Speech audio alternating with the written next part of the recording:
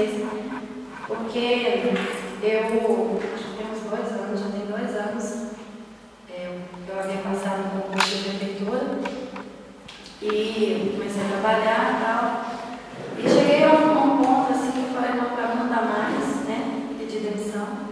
Era um concurso, era muito assim, bom caminho. Mas, orando, pedindo a Deus, né?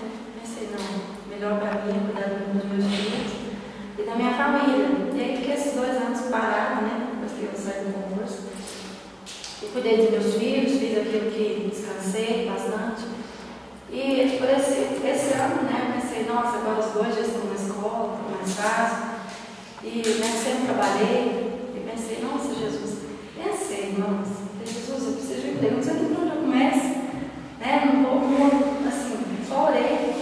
Aí minha mãe, Glorinha dela, me ligou e falou, Mônica, eu tive um sonho. Eu sonhei que o Senhor tinha aberto uma porta de emprego. Né? Eu falei, amém, né?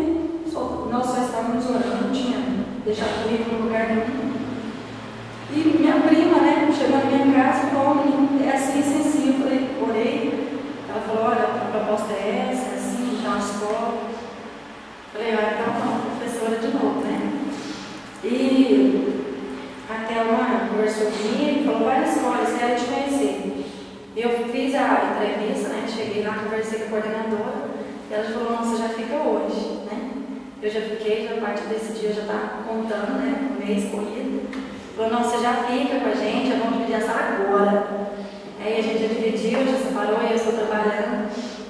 E eu orei e falei para o Senhor, Senhor, eu não quero aquela tribulação, aquela luta, aquela coisa difícil.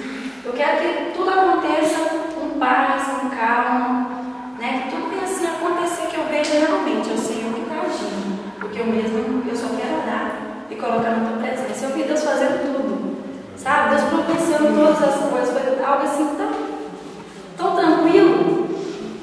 E nessa noite, né, o Senhor